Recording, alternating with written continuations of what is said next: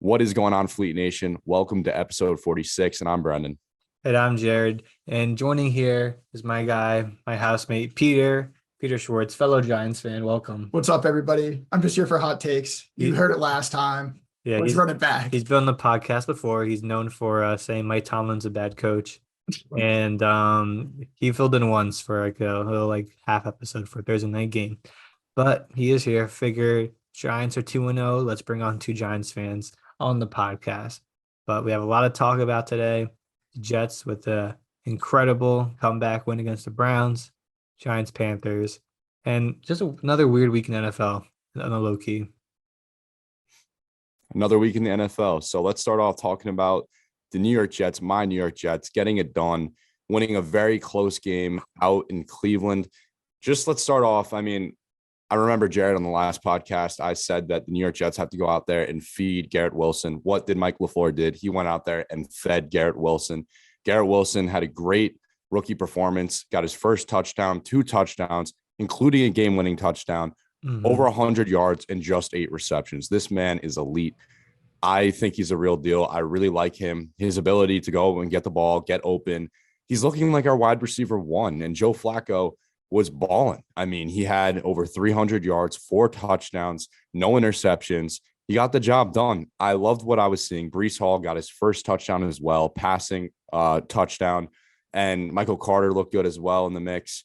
And let's just talk about the obvious. Coming back from being down 13 points in under 2 minutes left. The Cleveland Browns had a 99.9% win percentage, probable win percentage to win. The New York Jets do the improbable. We get the win on the road, only a 0.1% chance estimated. And what do we have to do that? Obviously, Joe Flacco got the wide open touchdown, 60-plus touchdown to Corey Davis in a burnt coverage play on Denzel Ward. He was just caught sleeping in the backfield. And Corey Davis was able to get around him, shuffle around him, and find the opening. And Burrow exercised that good old arm of his and sailed it out for a wide open touchdown. And what do we have to do after that? We had to get an onside kick. So the New York Jets bring out Brady Man, a player that was very skeptical amongst the past couple of weeks, him botching his punts, and he had a horrendous punt. So for him to get out there, called out there in a crucial game time situation to execute, ridiculous. And then obviously Hardy gets the reflection. It ricochets off of the Browns special teamer. The New York Jets are amped. The sideline is going crazy. And we're in a position now to go down the field. And it seemed like the Browns defense was just lifeless. I think we knew at that moment the New York Jets were going to get the first win of the season. And not to mention, it was the first time that the New York Jets have won in September since Sam Darnold's Monday night game against the Lions, his NFL debut. It's been 4 years since the New York Jets have gone out there and won, or 3 years gone out there and won in September. So my boys get it done. Garrett Wilson gets the touchdown. I saw him chirping a Browns fan. I'm pretty sure he said "fuck you" to a Browns fan, and I love it because screw the Browns, man. In the dog pound, too. In the dog pound, and we all know that Garrett Wilson played for Ohio State, so we all know that the fans out there, they loved him, and his now family's he just became, probably out there, man. When a hero becomes a villain, and I'm ecstatic. The New York Jets get the job done, boys. What's your thoughts? Tell me right now. First off, props to the Jets for winning a game in September. That deserves a round of applause on its own. Good job. But for real, the comeback was insane. Look, Flacco, 300 yards. He's amongst the league leaders in passing yards. And Salah, he said, keep keeping those receipts. And look what they did. They pull off something that really I don't think ever has been done before. It was they're the first win out of 2000. Whatever. I saw some Twitter graphic. Yeah, it was the first comeback, 2-minute comeback on about 2 scores since I think 2001. So it's been 21 years since anything like this has happened. Is your 2022 Jets, which is insane. The offense clicked. I think week 1 we said that it was execution the Jets were missing, and this week they executed early. They stayed in the game. And they capitalize on the Browns' mistakes, which you got to do, especially to the team like the Browns. The Browns are going to Browns. So it's just, it was great to see. Breece Hall outplayed Michael Carter this game. And we talked about that a lot last week too, how, Michael Carter was given more reps. And Garrett Wilson, you said last week, Garrett Wilson, we need to see more of him. And what did they do? They thrown the ball 8 times, 102 yards. Now he's getting comparisons to Jefferson, Jamar Chase already. And you know what? I'm not buying that Kool-Aid yet. I'm letting it, develop more. It's been one game. It's with Joe Flacco, who's not going to be a starting quarterback for the, foreseeable future.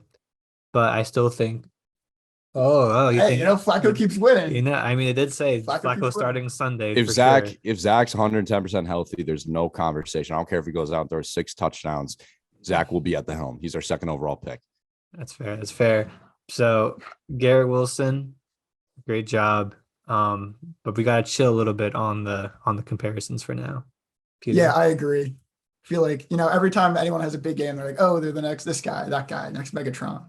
You gotta, I watched the game earlier today, rewatched it. And I was like, you know what? Garrett Wilson looked pretty good. He did all that work also without a single catch in the first quarter. So that's pretty impressive on its own. But yeah, I don't know. You just got to give him some time. Give him 2, 3 games. If he keeps popping off, then sure, let's get into that Justin Jefferson, Jamar Chase territory. I agree with you guys. I mean, he goes out there, gets his first 100+ game. We got to chill with these comparisons. We got to keep a level-headed mindset and move. One thing I just want to bring to the table that I never talked about, and then we're going to hand over the mic to Jarod as he talks about his Giants and their win in the past week. Talking about Garrett Wilson, he dropped a crucial 3rd down pass when the Jets were trailing, and his ability to bounce back from that drop. Now, Garrett Wilson is not notoriously known for his drops. He gets balls. I mean, he was doing a great job with his receptions out in Ohio State. So we know that. Scouts know that very well. But for him to have that crucial drop that really harmed the Jets, and for him to go out there and get the game-winning touchdown after that really shows his mental toughness, in my opinion. And for a rookie, I mean, this is his 2nd NFL game. For him to go out there and play better than a Corey Davis, for him to go out there and play better than Elijah Moore, for him to demand the offense, to find the openings, to be reliable, and to get the job done gives me a lot of hope. But I do agree with you guys. I think we need to chill out. He had one great game, and if he keeps to put up those stats, then maybe we can have that argument. But Jarod, take it away. I also want to give props to the Jets O-line. I mean, Myles Garrett only 1 sack, Jadeveon Clowney only 1 sack. This is the Jets team of last year and years prior. O-line, Garrett's having a monster game. So it was a great job. And Flacco, no interceptions this time. They didn't turn the ball over. And that's just execution. And the Jets keep executing. They're going to make teams more competitive. I'm not saying the Jets are going to be a great team this year. They beat the Browns in a really good game. But just, kudos for them to putting it all together last week. I got a question for you guys. Okay. Yep. About the Browns defense. Yep. Are they as good as people expect them to be? No, not after this week. I think they're Swiss cheese, personally. I mean, yeah, the way that Mike LaFleur was able to just get people open, move the sticks down. Listen, if you blow a 13-point lead when you're sitting comfortably, then you got serious questions, serious questions. Guess what, boys? I already sprinkled some money on the Steelers money line this Thursday. And also I bet on the Jets too. I knew Flacco was going to beat the Browns. I bet on the Jets. I bet on the Bills spread, and they blew them out of the water. So I took all my earnings and I put it on the Steelers money line in Cleveland. Wow. The Browns, for me, heading into the season, you would think with Deshaun Watson, they're guaranteed a playoff spot, or at least one of the top teams in the AFC. Without Deshaun, with Jacoby, they're a bit of a question mark. And that's showed this in the first 2 weeks of the season. They squeezed the victory out of the Baker Mayfield-led Panthers, and we saw how they played it against the Giants this week. And now giving up that game to the Jets, basically, I think, they have big names. They have Garrett, they have Denzel Ward, but, low key, the Steelers defense is probably better. Minka Fitzpatrick and all those guys there. So, and even, that the Ravens also blew their game as well. I was going to say their defense could be better, but, the Browns, if their defense is going to have to carry them, because, and Chubb and the defense are going to have to carry them. because of their quarterback situation, and it's not. I'm worried for as a Brown fan. I'm I would also be hearing worried. that Miles Garrett. I'm hearing that he's not going to play on Thursday. That's what I heard. I think he's still banged up, and that is a game changer. I mean, obviously the Steelers lost TJ Watt, which is huge, but I mean, I like the Steelers. I mean, I like the history of Mike Tomlin. I like how the historical aspect of the Steelers going up against the Browns. I like the flexibility at the receiver position, and that's that. But listen, I want to hear about them Giants. You guys got the win. You guys are 2-0. Jarod, take it away. All right, so the New York Giants, we come out. It was basically the Graham Gano game for a while there. Yeah. Man went out and put on a clinic for kicking. He made 4 out of his 4 attempts field goals. His longest was 56, and he contributed to 13 points for the team. So, props to Graham Gano, Money Gano. Saquon Barkley, everyone cut a huge game out of him. Wasn't that big of a game from him. He still had 72 yards. Very great, very good. But, the scoring wasn't there. And it wasn't really him that took over this game. It was mostly just the variety of receivers that Dable had out there. The personnel. We had 3, 4, 5, 6, 7 different players receive a ball. And we didn't, and Kenny Galladay wasn't even one of them, which is, crazy to think at the start of the season, started when we got in free agency. The Panthers looked pretty bad. Baker Mayfield, 14 for 29, 145 yards. We limit McCaffrey to 100 to no touchdowns, 102 yards though, but that was only one of a big chunk of a 40-yard run. Yeah, half those yards came on one carry that he just broke like 3 tackles on, and then took it for 49 yards. So yeah, I don't know if not it's that good of a day. I don't know if it's the Giants' defense or it's not the Giants' defense, because it's just the lack of execution on the Panthers in this game. They had to settle for a lot of field goals as well. Their kicker Eddie Pinheiro, Mr. Goggles himself, went 3 for 3, and Baker threw a touchdown himself. It was really just the game plan, the scheming, and we squeezed out another victory, another close game, and I'm happy. I'm inspired. Peter, I'm less optimistic. I feel like the Panthers game got very lucky. We had 2 opportunities very early. there's a To muffed just blow the game away. couple fumbles by the Yeah. Panthers. Fumbles on their first time touching the ball on the opening kickoff. Do nothing, field goal. Get a fumble on their first full drive, take it like 20 yards, field goal. Like that game should have been done in a way 5 minutes into it, 14-0, close the book. But no, the offense let the Panthers hang around. I think they had a lead at some point. Like, I don't know. Yeah, I mean, It was also sloppy, just a lot of penalties. look, it's a Giants Panthers game, and it's the home opener. Like the fans were into it, but a win is a win in my opinion. And look, the Panthers, they have a bad coach. They're 0-2. Yeah, Matt Rule is not. Matt Rule does not rule. And I'm just giving props to the new coaching, the new personnel, the culture. Saquon was just saying it himself. The culture is different here. That's why we're able to finish games. And Daniel Jones, I feel like they're utilizing him well. 22 for 34, 176 yards. He's not putting up, big game numbers, but he's doing what he needs to do to win a game. And no turnovers for him was a promising sign as well. Brendan, as outside looking in, what do you think about these Giants?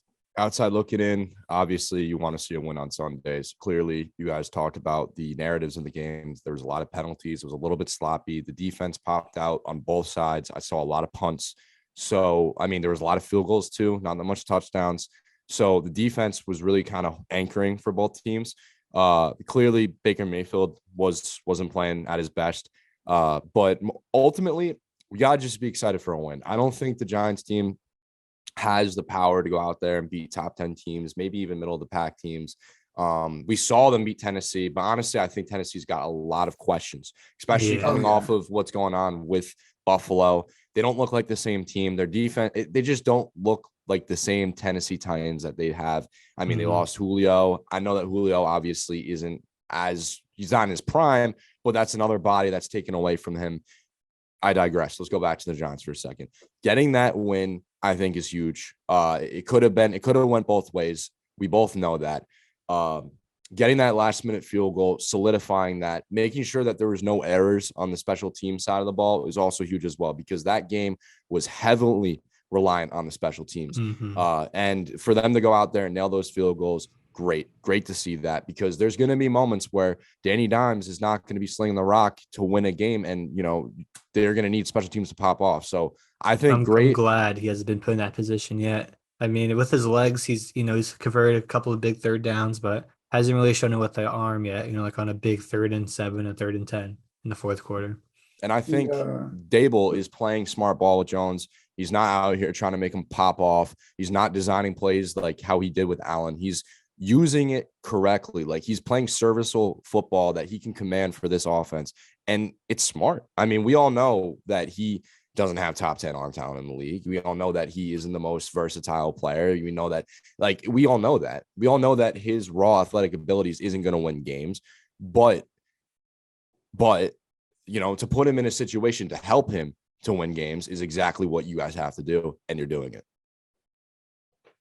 Yeah, definitely. I like how at least once a game, Shepard's getting like a big shot, trying to get a big touchdown. Daniel Jones just overthrew him by like 3 yards. It would have been another 75-yard touchdown for Shep. Tony also wide open, like 25 yards down the field, made some nice moves, but another holding call, dragging us back 40 yards from where we could have been. Yeah, I mean, I want to talk about the receiving for the Giants. I mean, Dable said, it doesn't matter if you were, had the highest contract on the team, or, you're just picked up from the practice squad. If you could help the team, you're going to play. And that's why we saw Sterling Shepard's receiver 1. We saw Richie James, who I said, no disrespect last week, but I didn't know who you were to the first game, 5 receptions, 51 yards. We saw David Sills get a lot of action, 3 receptions, 37 yards, and the touchdown from Daniel Bellinger. I mean, rookie phenom Bellinger. It was a great scheme drawn up by the offense to get him. He motioned out of the backfield, and it was a nice dot, a nice stretch to get across the goal line for our lone touchdown of the game. So, I'm concerned about Kenny Galladay and this Giants. I feel like a breakup. I don't know what's going to happen with them, but it's a lot of money at stake, and I'm not seeing it used on the field. No, and that's obviously part of because he was one of those guys that he gets his bag, doesn't care anymore, doesn't try. Yeah, that's what it looks like. And you got to remember the Joe Schoen and Dable. They didn't sign Galladay. No, they didn't. That's a Joe Judge signings. And who was our previous GM? Oh, Gettleman. Yeah. So I heard that they're calling Dable's FaceTiming wide receivers. I saw it's available.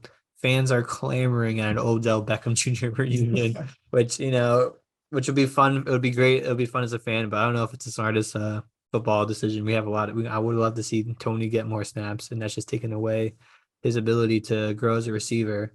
But we got the Cowboys. This Monday night coming up, and they beat the Bengals. They got no Dak, but they beat the Bengals. So I feel like the Giants have a shot again. It's a division game. I feel like anything could happen in division game. And the Cowboys, they still don't look like a good team, even though they beat the Bengals. They still don't look like a great team. And we know how to win this season. So I could see us going 3-0 next Monday. I was just gonna say, you brought up Kadarius Toney. What's going on with him? 2 receptions, no yards. We were talking last week that he needs more looks. He needs more touches. What's going on? As a Giants fan, you guys worried? Why do you think he's not getting that attention? I'm not worried at all. I think it's partly because he's still recuperating from that ankle injury last year. And also part of that was he wasn't really active in preseason, and he would told the coaches hey, I want to rest this preseason. I don't really want to play that much. I think that kind of rubbed him off the wrong way. It rubbed off on them the wrong way. Yeah. Tony, I mean, I think he's kind of played more decoy in plays this season so far. Either if it's throwing the ball as a quarterback or just motioning on the field, because if you're a deep defender, you're gonna focus on Tony and because of what he could do on the field. So like Peter said, he's nursing his injury. He's taking it slow. I think the Giants don't want to rush him out right away because they've had success with other guys. But as soon as Kadarius and the coaching staff declares him 100%, I could see him becoming the number 2 receiver because I think Jones loves Shepard. I could see him becoming the number 2 to test the number 1 receiver eventually. Yeah, definitely. I especially when you look at like Tony's touches, like the way he's getting them, it's not just, oh, he's running this random route and he gets the ball. It's, oh, he's in motion, snap, flick it to him. Yeah. He's in motion, snap, hand it off. So it's a lot of movement for someone near skin Yeah. injury. So I mean, they want him to be a focal point. Yeah, I think the eventual plan is to have that 3-headed monster, Jones, Barkley, and Tony, just running all over the field at some point. And you know what? I could even see them, turning him into a Debo type of player because of the way he could juke and stuff. Oh yeah, which would be really special for the Giants to have. So would you rather? We're going to do would you rather with Daniel Jones. I'm going to give you some quarterbacks, and we're going to start. Peter, I'm going to go to you first. All right. Would you rather Daniel Jones or Jameis Winston? Oh, that is a good one. That's a tough one. I gotta go Jameis post LASIK. Pre LASIK, I go Danny Dimes, but post LASIK, gotta go Jameis. Jameis isn't afraid to throw the deep ball. That's true. That's right. Jarod, Daniel Jones or Carson Wentz? I think you gotta go Wentz. I mean, the Commanders, they lost last week. I'm pretty sure, right? Yeah, they lost. I don't remember. Commanders land. They lost to the Lions. Yeah. They got smoked. Or not really smoked, but not smoked, but the Lions outplayed them. But Wentz has put up great numbers.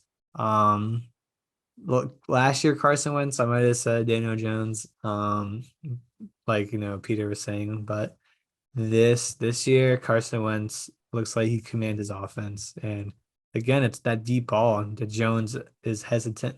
Not that he's hesitant, like he could throw the ball deep. We've seen it a couple of times. He's just always underthrown or overthrown. It's not a consistent like Justin Herbert deep ball, I would say. So I would go with Wentz. I think Wentz would make the Giants team better.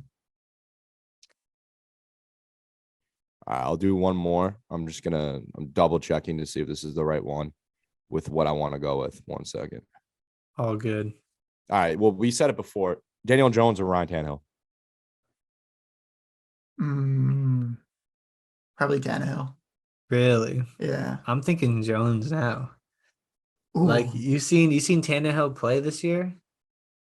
When I saw this meme, if Ryan Tannehill looks like shit if Derrick Henry doesn't go off and score like that's true, yeah. So I mean, look, if you compare Derrick Henry to Barkley, and that if you swap them, I think Jones would make that team better than the Titans, I think.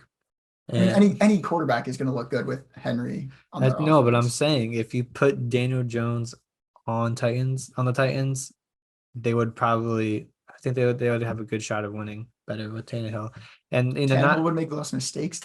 Tannehill would make less mistakes. Will fumble. He'll throw like 9 interceptions. 9 interceptions. He's not doing. Those days are over. Those are a lot of drop balls. All right. He had 2 picks against the Bills, Tannehill. All right, that's also the Bills defense, buddy. That's probably gonna be the best defense of the 2020s. Best defense of the 20s. Yeah, I'm calling that now, by the way. Put that in early. But no, he lost. Jones beat Tannehill. So I'm gonna give it to Jones. We didn't beat Tannehill. We won on a missed kick. It's still a win in the book. It's not beating him. I knew Randy Bullock was going to miss that. I knew. I feel like everyone did. So far, especially after that week 1.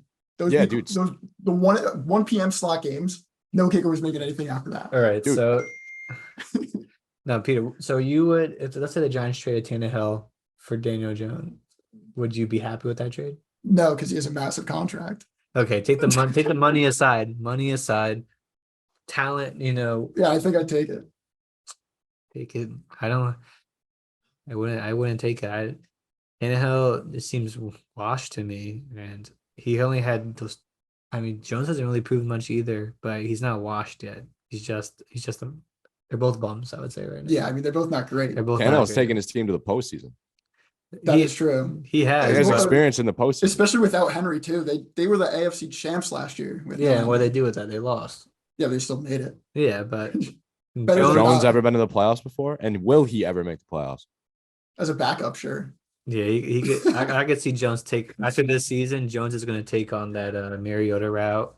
Eventually, start. He'll be like the couple years backup for down the road. Chiefs or some shit. Just you'll Yeah. see. That's We're gonna ring. that'd be random. That'd be random as shit. Jones in the Chiefs We're uniform. gonna ring on like a practice squad somewhere. That'd be hilarious. So what are you guys thinking? Like, do you want the tank? Do you want the wins? What like how do we feel right now? You're not a true fan if you want the team to tank. Yeah, I mean, look, we're appreciating the wins. We're having fun on Sunday, NFL Sundays, and next week's gonna be Monday. But at this point, you just gotta hope for wins. If this was like the end of the season, and like what happened with the Jags and Jets a couple years ago, how the Jets won, so the Jags got Trevor Lawrence, which looks like You guys won that game. might have been a good move to take. I'd rather have Wilson than Lawrence. I don't know what you think, but Wait, if this- you said you would rather have Wilson than Lawrence? Oh yeah, Like right now. right now, 100%. yeah, Let's Pierre thinks fucking Lawrence. go. Pierre thinks Lawrence. Yeah, Lawrence Eli's washed. thinks he's not. I said good. that when he got Let's drafted go. too. Peter, what do Yeah. you think about Mr. Zach Wilson? I don't want to say anything too much because he might, Yeah, he's either he might Johnny visit my Manziel, parents. Might he's visit either my Johnny parents. I don't want Manziel that. or Josh Allen. He could either be. I'm just saying, like He won't be Josh. his ceiling and his floor, in my opinion, Yeah. is Johnny Manziel or Josh Allen. We don't know what could happen. He could go out there and light the shit up, or he could suck. And that's coming from a Jets fan, So it's interesting. But what do you think? I mean, it's hard to tell just because he hasn't been on the field a lot, and end of the day, it's still the Jets. But there's a lot of improvement. We got to see how he comes back from the little stint he's on right now. But little stint in the IR. It was crazy. I remember when we recorded our podcast last season, leading up to, or 2 seasons ago, leading up to the draft, all the talk was on Trevor Lawrence, Zach Wilson, Trey Lance, and Justin Fields, and Mac Jones. And, as regarded as a really good quarterback class. And I would say only Mac Jones was impressive last season because the Patriots won a couple games. And Justin Fields hasn't really been that impressive. Trevor Lawrence hasn't been impressive at all either. So it's kind of funny how looking back now, it's this great quarterback class. So great. Not so great yet. Trey Lance is out for the year. And Trey Lance Yeah. is out for the year. I mean, and he had to sit. He got his shot. He had to sit in the corner too last season too. If Jimmy G goes on a run again, you can't. Can you go back to Trey Lance? If he does it again? I've always said that the Niners should have just kept Jimmy G. I've always said that. I personally believe if you're not going to crack a Zach Wilson or a Trevor Lawrence and you're going to settle for the third best and give away your whole future when you have a quarterback that goes out there and was in a Super Bowl and was playing a boxing match against Patrick Mahomes. If Richard Sherman didn't blow coverage, they could have won that game. This guy's going out there and he's bringing them to the Super Bowl. Yes, have we seen his potential? Of course, but you're going to pass on someone that's going to bring you to over 500 every single year for a question mark, now a liability of injuries. Just think about it. Mm-hmm. Look, the draft is sometimes it's a crapshoot. I look over the NFL draft like of recent years, and there's some no-name guys taken in the first round sometimes, But I saw a crazy tweet that said how the Jets turned the Sam Darnold trades and Jamal Adams trade into Garrett Wilson, AVT, and someone else you got. Oh, Breece Hall. Yup. So that's smart trades right there. We flipped Sam Darnold for a second, a fourth, and a sixth. Sam freaking Darnold. He's not even starting on the Panthers. Come on, clap it up for Joe Douglas. And listen, if Zach Wilson doesn't work out, I still want Joe Douglas to be my general manager because listen, yes, would that suck? It doesn't work out. We wasted a second overall pick, but We all know how hard it is to get your franchise quarterback. We all know that it's hit or miss. And you can't blame him for taking Zach Wilson number 2 overall either. Anyone else would have done it. Anyone would have done it. So I love what Joe Douglas is doing. I love, especially from a trade perspective. I know his first ever draft class with Denzel Mims and with Becton was a little suspect. But listen, I mean, I like what I'm seeing from JD. Coach Shala is bringing the receipts. Hopefully he can extend the receipt, make it like a page longer when we play the Bengals, the 0-2 Bengals, and hopefully the Giants get it done on Monday night. So I was wondering, the Jets are playing the Bengals next week? Correct. They're playing the entire AFC North in the first 4 games this season. Joe Flacco Wow. revenge tour. I mean, look, the Bengals, are they on a Super Bowl hangover?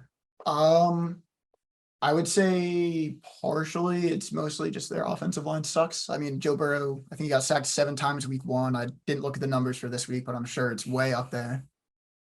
You're not going to go out there and win games. You get sacked 7 times a game. Joe Burrow is probably one of the few quarterbacks that can pull it off, but I doubt MetLife will be packed. There was 78,000 fans in attendance for the game opener against the Ravens, and we lost that game. We're coming off of a miraculous win against the Browns. MetLife will be packed. We will be there. Get ready, Joe Burrow. I'm not trying to poke the bear because I know you're freaking nice with it, but get ready. We beat you last year with the 3rd-string quarterback, okay? We're coming out here with Joe Burrow. With Joe Flacco. The 2 Joes, Joe Cool, are clashing. I'm excited. Can't wait. Jets, baby. This is big. Is Sauce going to be back next week? I don't know. Hopefully. I mean, and You want Sauce him is to playing. be back. Sauce, he needs to lock up Jamar. We need to see him play Jamar. We need to see it. He better Sauce be ready. I think Sauce is one of the best corners in the league. He shut down everyone in the preseason. I got the money. I got money on him winning D-Roy. I put let me hold on. How much did I put on him? I got to pull up the FanDuel to get the receipts out. I think it was how much did I do? 45 to win 585. That's to win confidence. 585. And then also I did what else did I do?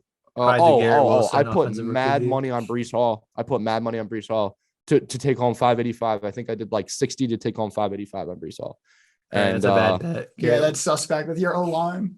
Just wait. He already got his first touchdown. I'll sit on it. We're already transitioning him as the RB1. He should be RB1. Just wait. And I don't know who else he's going up against. A Kenny Pickett, a guy that literally didn't even get a snap yet in the NFL. Time's ticking. The only people that I'm worried about is Mr. Drake London and Garrett Wilson. I probably should have put money on Garrett Wilson, but that's what I got. Crazy week in football. How about those Dolphins? You like Tua? Tua, Brendan? I'll tell you what I like. I like Jalen Waddle. I have him in fantasy, and he's just blowing shit up. And he's the boy. I mean, listen, Tua's getting the job done. He's got lethal. Listen, I'm going to say it right now. He's got the best wide receiver room in the NFL. Reek and Waddle. That is disgusting. Yeah. That is disgusting. It's a great duo. I mean, if you're kind of tight ends as a duo, with that versus the receiving core, Kelsey and Tyreek last year, Tyreek is just putting in. Tyreek's a freak of nature, man. Do you see that? You saw him take that interception away from someone the other day, too. Yeah. And so he put up numbers for me, too. I have him in 2 of my leagues, Tyreek. So is this a fantasy Dolphins team? Like, is this reality? Is it going to go in the postseason? Is it hype? What's going on here? I think fantasy-wise, the only player you can trust for the Dolphins is Reek.